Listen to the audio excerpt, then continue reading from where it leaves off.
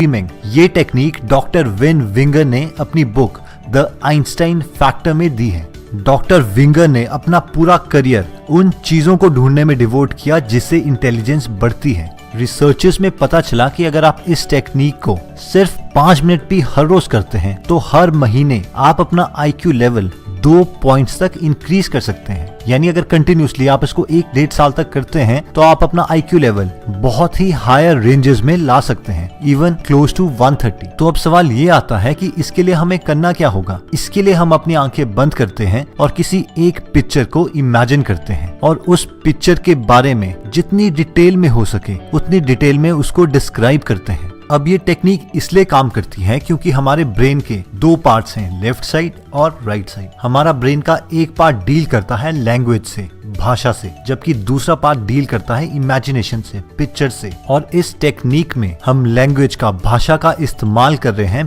Pictures को describe करने के लिए। तो इस टेक्निक में आप एक ब्रेन का हिस्सा यूज कर रहे हो दूसरे ब्रेन में जो चल रहा है उसको डिस्क्राइब करने के लिए, और इसीलिए आपके ब्रेन के दोनों हेमिस्फीयर्स में बहुत स्ट्रॉन्ग न्यूरो कनेक्शंस बन जाते हैं, जिसकी वजह से आपका इंटेलिजेंस लेवल जंप कर जाता है। इनफैक्ट जब आइंस्टाइन मर गए थे और उनके ब्रेन को डायसेक्ट किया गया कि कैसे उनका ब्रेन एक नॉर्मल ह्यूमन ब्रेन से डिफरेंट है, तो पता चला था कि उनके दोनों ब्रेन के हेमिस्फीयर्स में बहुत ज्यादा न्यूरो कनेक्शंस थे, जो कि इस टेक्निक की वजह से भी होता है और शायद इसी वजह से वो बाकी लोगों से बहुत ज्यादा इंटेलिजेंट थे।